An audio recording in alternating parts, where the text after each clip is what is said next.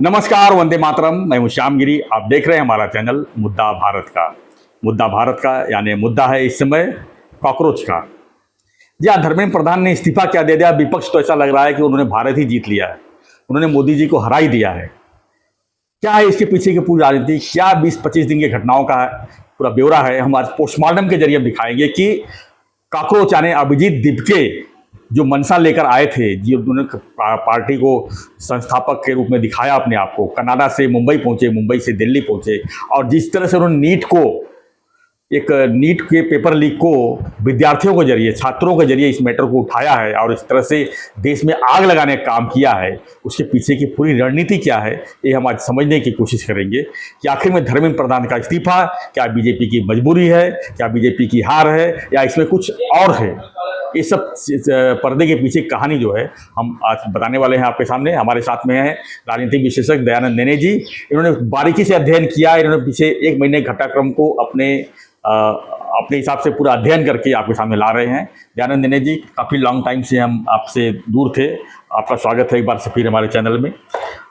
आज हर कोई देखा जाए तो विपक्ष तो खुश है, लेकिन हम सरकार की अगर बात करें, बीजेपी की बात करें, एनडीए की बात करें, उनके फॉलोअर्स की बात करें, तो आज कोई समझ नहीं पा रहा कि ये धर्मेंद्र प्रधान का इस्तीफा अगर ले देना ही था तो इतना समय क्यों लगा, और इतना समय लगने के पीछे की कहानी क्या है। क्या कॉकरोच को जिंदा रखना इनकी प्राथमिकता थी, या इसके पीछे कोई मजबूरी थी। आखिर में कॉकरोच तो जिंदा हो गया है, अब आगे क्या है। क्या हम जो है ऐसी हमारे देश में ब्लैकमेलिंग शुरू हो जाएगी, क्या हर बात पर अब कॉकरोच बाहर आएंगे, क्या अब जो है अराजकता जो फैल रही है, जिस तरह श्रीलंका में हुआ, पाकिस्तान में, बांग्लादेश में जो हुआ, नेपाल में, क्या उस राह पर हमारा देश अब चल रहा है। क्योंकि जो हमारा देश का भविष्य छात्र है वो अब रास्ते पर उतरने की पूरी तरह से तैयार है, उनको बस इशारे की जरूरत है। क्या लगता है आपको? ठीक है, सबसे पहले एक चीज़ तो माननी पड़ेगी जी कि धर्मेंद्र प्रधान जी का जो इस्तीफा आया, तो ये जो छात्र थे कॉकरोच जनता पार्टी और बाकी सारे विपक्ष जो थे, उनकी यही प्राथमिक डिमांड थी पहले दिन से कि हमें धर्मेंद्र प्रधान जी का इस्तीफा चाहिए जी।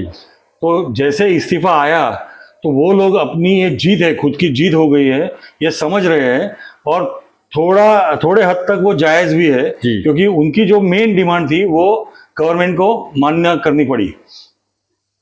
दूसरी बात, आप जो बोल रहे हैं कि ये आगे चल के इसका क्या हो सकता है, जी, तो ये गवर्नमेंट की मजबूरी ज़रूर रही कि इनको जो छात्रों का आंदोलन इतने बड़े पैमाने पे उछाल के ऊपर आया, खास करके 20 जुलाई के बाद में, तो गवर्नमेंट को उनका इस्तीफा लेना पड़ा।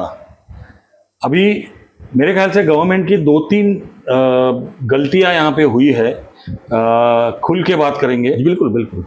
सबसे पहले तो उन्होंने ये जो कॉकरोच जनता पार्टी का आंदोलन था उसको बहुत हल्के में लिया, बहुत हल्के में लिया। खास करके जब दिपके वहाँ से आए, अमेरिका या कनाडा जहाँ से भी आए, और उन्होंने जब जंतर मंतर पे ये आंदोलन पहले आंदोलन, हाँ, तो उस वक्त उनको एकदम मतलब पुअर बोलते हैं, वैसे इतना पुअर रिस्पांस मिला, तो गवर्नमेंट को लगा कि शायद हम इनको अगर इग्नोर करेंगे तो यह आंदोलन अपने आप मर जाएगा, खत्म हो जाएगा। पर उन्होंने हल्के में लिया, ये मतलब ये तो है। दूसरी बात, सोनम वांगचुक जब जुड़े उनको, तब मुझे लगता है कि जो पहले 5-6 दिन थे, उस वक्त अगर गवर्नमेंट एक बैक चैनल जिसे कहती है, अपने ही मंत्रीगणों में से किसी के थ्रू, अगर सोनम वांगचुक या उनके कोई सहकारी होंगे, उनके कांटेक्ट में रहती, तो शायद ये आंदोलन किस रुख पे जा रहा है उन्हें मालूम पड़ता और उसके ऊपर थोड़ा बहुत कंट्रोल वो कर पाते। तीसरी बात, जब ये आंदोलन शुरू हुआ उन्होंने बिल्कुल ध्यान नहीं दिया इसके ऊपर, पर इन्होंने जब कहा कि हम पार्लियामेंट के ऊपर मोर्चा लेके जाने वाले हैं, उस वक्त गवर्नमेंट एजेंसीज का फेलियर ज़रूर था कि कितने बड़े तादाद में, कितनी बड़ी पैमाने पे लोग आ सकते हैं जंतर मंतर पर, उसका उनको अंदाज़ा ही नहीं आया। जी। और देखो, जब इतने बड़े पैमाने पे लोग आते हैं, और उनको तो उकसा ही गया था आने के लिए, और इस्तीफा मांगने का ही था, जो अलग अलग क्लिप्स आ रहे हैं सोशल मीडिया में कितनी भद्दी भद्दी गंदी गंदी गालियां और बातें ये सब कर रहे हैं। तो ये जब मोर्चा शुरू हुआ और जो मोर्चा उन्होंने पुलिस ने बैरिकेड से हटाया तो उन्होंने बैरिकेड के भी तोड़ डाला जी। तब जाके उनको ध्यान में आया कि इस मोर्चा में स्टूडेंट्स 20-25% होंगे, 75% सोशल एंटी सोशल एलिमेंट्स है, और फिर पुलिस को लाठीचार्ज करना पड़ा मजबूरी में। वो जो लाठीचार्ज हुआ वो लाठीचार्ज का वजह ये कॉकरोचेस ने और विपक्ष ने पब्लिक को ऐसे दिखाया कि विद्यार्थियों के ऊपर लाठीचार्ज हुआ है, और उसकी वजह से पब्लिक का जो इमोशन था वो भड़क गए पब्लिक सारी कि तुम विद्यार्थियों के ऊपर क्यों लाठीचार्ज कर रहे हो, और जनता पार्टी का इम्पैक्ट जो है पूरे देश में हो गया। हाँ, फिर उसका देश पे हो गया। और एक आखिरी बात, राहुल गांधी जब मोदी जी के घर के ऊपर सभी खासदारों का मोर्चा लेके गए तो उसकी वजह से सारा मीडिया का नजर उसके ऊपर आ गई, और उधर जाके उन्होंने जो कहा कि विद्यार्थियों के ऊपर आपने जो लाठीचार्ज किया उसका हम निषेध करते हैं वगैरह, जो भी बातें उन्होंने वहां पे छेड़ी, तो उसकी वजह से बहुत बड़ी सहानुभूति ये विद्यार्थियों के नाम पे ये कॉकरोच आंदोलन को मिली। सरकार को ध्यान में आया कि अगर हम इस्तीफा नहीं लेंगे तो ये आंदोलन और फैल सकता है। इंटेलिजेंस के कुछ सोर्सेज बताते थे कि उनको यह आंदोलन और भी दंगे के रूप में कन्वर्ट होता है, या तो कोई जिसे बोलते हैं ना सेल्फ इमोलेशन, मतलब खुद को जलाने की बात वगैरह करते हैं, तो उससे आत्मदहन, तो वो भी बात सुनने को आ रही थी। तो इसके लिए सरकार ने सोचा कि इनका इस्तीफा लेके अगर इनको ठंडा कर सकते हैं अपन, तो ठंडा किया। और उनकी जो 3 मांगे थी, लेकिन ठंडा तो हो गया, 3 मांगे भी पूरी हो गई, सब हो गया। हाँ, मामला ठंडा हो गया। लेकिन जैसे उसने कहा है अभिजीत दीपके ने, ये तो पहला विकेट है, यानी उसका टारगेट तो पूरे सरकार को गिराना है। अरे पहला विकेट मतलब धीरे धीरे 10 विकेट तक जाएगा, पूरी टीम को ऑल आउट करेगा। नहीं, उनका अल्टीमेट ध्येय वही है जी। उनका टारगेट धर्मेंद्र प्रधान नहीं था, धर्मेंद्र प्रधान के कंधे पे हाथ रख के उनका टारगेट मोदी जी है। मोदी जी तो पूरी तरह से दबाव।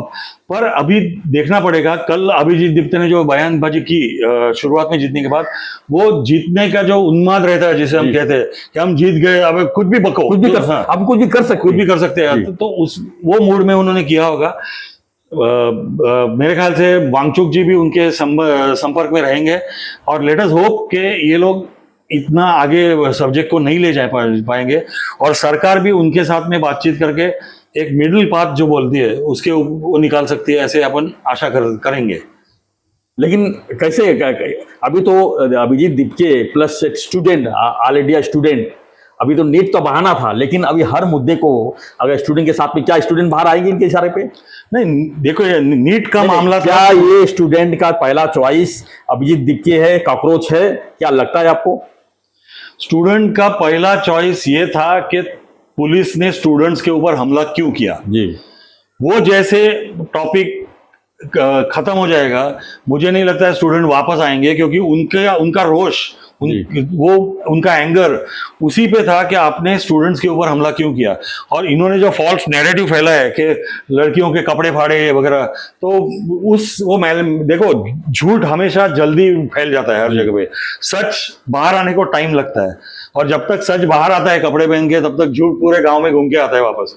तो वैसा ही हुआ इधर थोड़ा बहुत। और हर बार देखिए, एक बार एक फॉर्मूला चल सकता है, हर बार नहीं चल सकता। बिल्कुल सही कहा आपने कि एक बार फार्मूला चल सकता है, बार बार एक चीज़ नहीं चल सकता। लेकिन हम तो यही चाहेंगे कि हमारा देश जिस तरह से विकसित भारत की तरफ प्रयास कर रहा था, मोदी जी जिस तरह पूरे दुनिया में अपनी दबदबा बनाए रखे थे, और उनका टारगेट ही था कि 2047 तक हमारा देश जो है विश्व गुरु बने, यानी 100 वर्ष अगर हम आज़ादी मनाने की तरफ जा रहे हैं तो विकसित देश होने के बाद मनाएं। लेकिन अगर इस तरह का जो माहौल बन रहा है, नए नए कॉकरोच, तिलचट्टे और खटमल पैदा हो जाएंगे हमारे देश में, तो हमारे देश का भविष्य जो ये युवा के ऊपर, कंधों के ऊपर है, आज यही युवा जो है कल अपने देश के बागडोर संभालेंगे, तब क्या होगा? बोलिए। मुझे इसमें एक और चीज बतानी रह गई जी।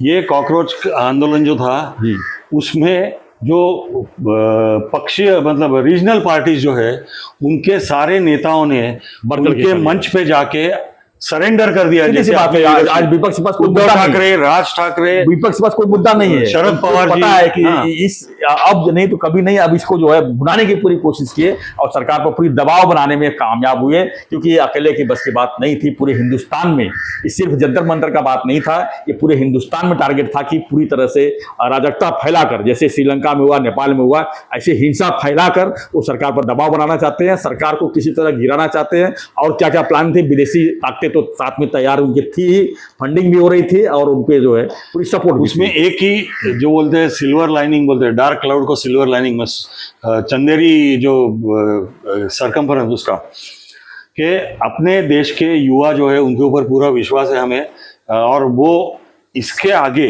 जी जाके अपनी सत्सद विवेक बुद्धि का इस्तेमाल करते हुए, सूझबूझ का इस्तेमाल करते हुए सही रास्ते पे चलेंगे, ये आशा करते हैं। अभी तो नीट पेपर का मामला था, ठीक है, आप रास्ते पे आए, आपका कार्यक्रम हुआ, सरकार में मंत्रिमंडल बर्खास्त हुई और अधिकारियों पर कार्रवाई भी हुई, लेकिन हर मुद्दे पर अगर छात्र अगर रास्ते पर उतरेंगे, ये जो है हमारा देश जो है अराजकता तरफ जाएगा, ये हम पूरी तरह से कह सकते हैं।